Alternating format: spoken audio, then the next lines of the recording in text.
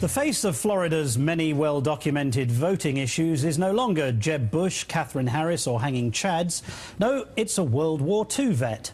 Just in time for the Memorial Day holiday, the state mailed 91-year-old Bill into Nicola to say, essentially, thanks for your service, Bill, but you can't vote. This to a man who reportedly won a Bronze Star for his bravery during the Battle of the Bulge.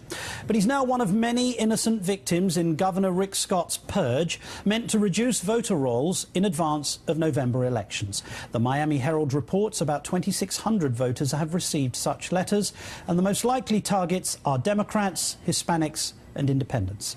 Back with us now are Julian Epstein, Professor Michael Eric Dyson and S.E. Cupp. Professor Dyson, you are now in Miami as I speak. If I may quote Senator Marco Rubio during an appearance with Mitt Romney last month when he was asked about voter ID laws, his response, what's the big deal?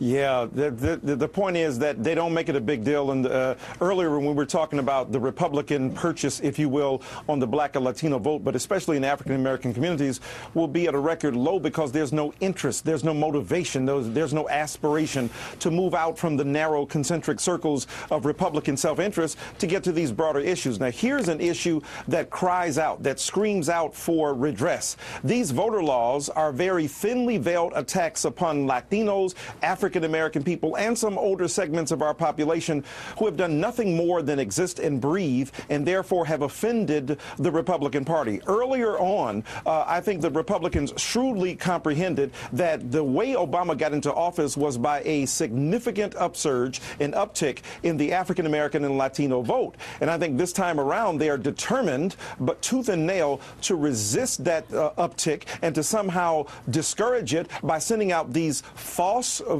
calls to suggest that, you voted this day, but you vote another day. There's confusion, there's deflection, and the like. I'm not blaming the Republican Party en masse. I'm saying that there are elements in that party that have been detrimental to the voting of lots of people and segments in our society, and this is something that's going on across the board. Florida is simply the most recent example. The Miami Herald found that the targets of the more than 2,600 letters were mostly, as I said, Hispanic, Democratic and independent-minded voters. Pure coincidence, I assume? Well, look... is it pure coincidence? As Professor Dyson says, if Republicans are desperate to keep minorities from voting, I think you could also make the argument that Obama is desperate to retain them. Let's just focus on dispatching. This, if you wouldn't mind. Just let's focus on I am. This. I'm right. giving you the other side of the coin here. I'm just asking you, is it a coincidence? Both sides have politicized the electorate.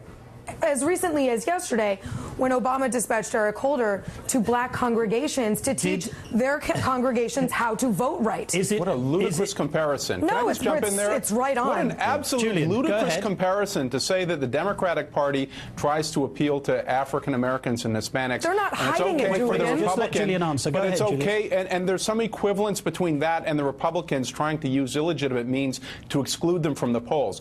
Let me tell you, this issue has been studied extensively. There is no problem in the United States in terms of in-person voting fraud. It was studied in Ohio. It was studied in Kansas, and the estimates are that these voter ID laws could disenfranchise as many as 20 million voters, mostly African American and Hispanic. And why, you ask, shouldn't people have a driver's license or some other photo ID? Because, as the studies have shown, in many places, particularly in rural areas, you have DMVs or other state offices that are open 5 hours a week, located as many as 100, 150 miles away from a particular residence, and which makes it almost impossible, particularly for low-income people, many low-income people, to get that. But again, this has been studied to death. There is no, and SE, you cannot point to a single piece of evidence that says that there is an in-person voting fraud in this country that justifies these voter ID laws. This is a thinly veiled attempt to disenfranchise people, and the fact that you would compare that to efforts by the president to appeal to those constituencies to vote for him is absurd.